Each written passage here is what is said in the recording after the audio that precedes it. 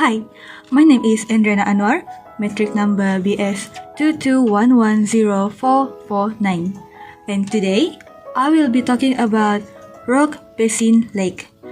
It is one of many geomorphical features around the world. There will be a few parts in this video explaining this morphology.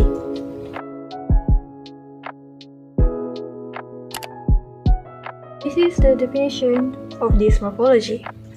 A rock-like basin is a natural depression in the surface of a solid rock, often resulting from ice erosion in mountain regions and usually containing small lake.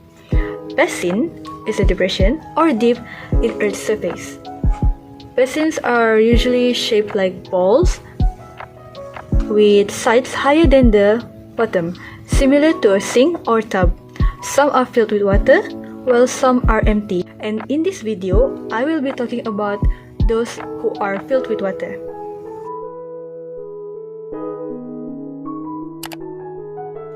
This is the part for the location. So, Ribbon Lake, which sits within a rock basin, are usually found in a glacial trough. Basically, we can find this type of lake at a place with high mountains and glaciers. Here is some example of location on which we can find this type of morphology. First, we have the Dudi Patsar Lake at Kangan Valley, Pakistan. It is also known as the Dudi Pat Lake. Dudi means white, Pat means mountain, and Sar is lake in Turkish. It is 3,900 meters above the sea level. It is located at the north end of Kangan Valley and the Mansehra district. Next, we have Ibon de Sabocos in Tena Valley, Spain. Ibon is the local word in Aragonese for glacial lakes. It means small mountain lake of glacial origin.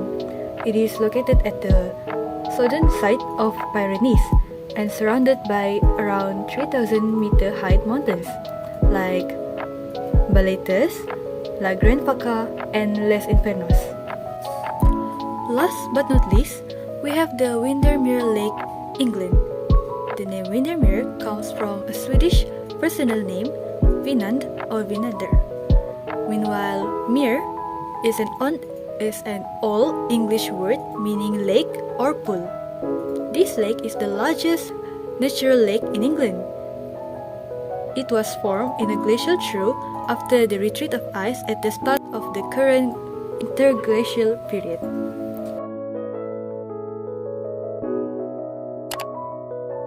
Now, it is time for the formation.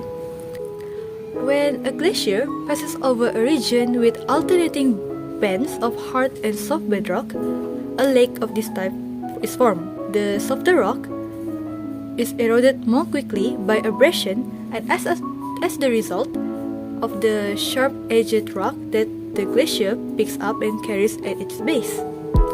When the ice age retreats, precipitation may have accumulated between the harder rock outcrops on either side of the rock basin, filling it with water.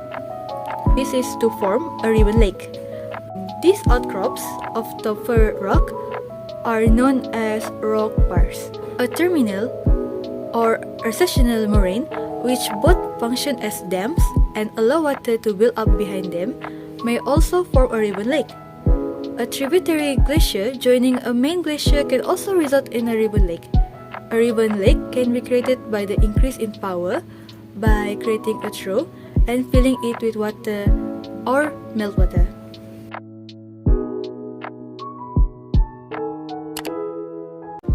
Next is the materials. There are a few sediments that can easily be found in this morphology. Organic muds, glacial clays, silty clays, and sand are all types of sediment that can easily be found in a typical rock basin lake.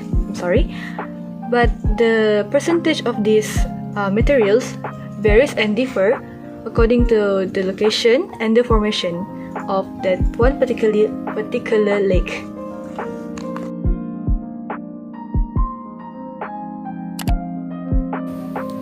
There are a few known impacts of this morphology. First, let's focus on tourism. These lakes are often made into a tourism spot due to its beautiful nature and view. There are many recreational activities that can be done at these lakes. For example, fishing, swimming, boating activities, or even camping. As we focus more on this, an example can be taken at the Windermere Lake, which these activities are commonly done every year. Due to these tourism activities, the local economy of that region and country might be increased. Tourism contributed a lot to the rise of economy in most countries. A lot of tourists come to see this amazing morphology every year, and this will leave a big impact on both the tourism and economy of that particular place. As for the wildlife, the ecological impact of this morphology is the growth of the flora and fauna near the lake. As we all know, lake is an important source of water. A constant water supply means enough nutrition for a stable growth of the vegetation around the lake. Stable growth of vegetation ensure enough food supply for the herbivores. And this will next ensure the stable food chain consisting of producers, consumers, prey, and predators. Without this lake, or should I say water supply, that is in the lake, this might not happen so smoothly.